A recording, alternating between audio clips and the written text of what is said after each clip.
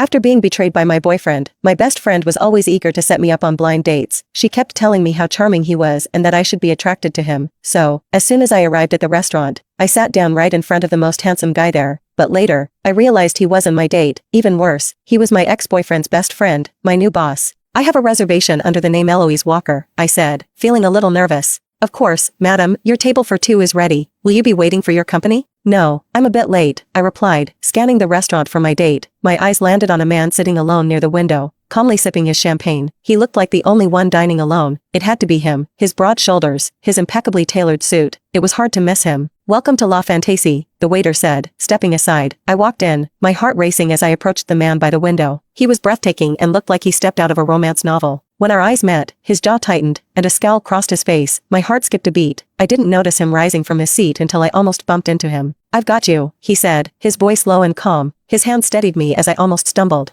I quickly regained my composure. Embarrassed, he returned to his seat, but the tension lingered. He seemed annoyed, and I wasn't sure why. I sat down across from him, trying to break the ice. Hi, I greeted awkwardly. He paused mid-chew, glancing at me. Hi, I'm Eloise, I said with a nervous laugh. A waiter approached to take my order, and I quickly glanced at Mr. Suit before answering. I'll have the same as him, I said, biting my lip. Right away, ma'am, the waiter said with a smile before leaving. I'm sorry for being late, I said, trying again to engage him in conversation. He barely looked at me. I can see that, he replied coolly, wiping his mouth with a cloth. He clearly wasn't interested in small talk. What's your name? I tried again, hoping to get something more than monosyllabic responses. Adam, he muttered, adjusting his posture but not offering a handshake. Thanks for the flowers you sent. It was thoughtful of you. I smiled, but he didn't seem to acknowledge it, his face still tight with disinterest. I sighed, figuring this wasn't going anywhere. I think I should leave. Why? I haven't done anything, he said, raising an eyebrow as he poured another glass of champagne. Well, you see, Adam, I'm not used to this. Jenna was insistent on setting this up, I admitted, feeling the weight of the situation. This should be interesting, he said, swirling his glass, a smirk playing at the corner of his mouth. He seemed less bothered now, a touch more relaxed. I giggled nervously, my phone vibrating in my pocket. It was Jenna. I excused myself and answered the call. Hello, Jenna? Thank goodness. Where are you? I've been calling for an hour, she exclaimed, sounding frantic. I'm here. I'm already at the restaurant. You didn't tell me anything about this guy, I said, glancing at Adam, who was now watching me intently. What are you talking about? We're at the restaurant, Eloise. Nick has been waiting for you for half an hour. Wait, Nick? I furrowed my brow in confusion. Yeah, where are you? Jenna's voice grew more frustrated. I'm here, Jenna, don't worry, everything's fine. My voice trailed off as the realization hit me. I looked at Adam and felt my stomach twist. You're not my date, are you? Adam smirked. No, I'm not. You knew?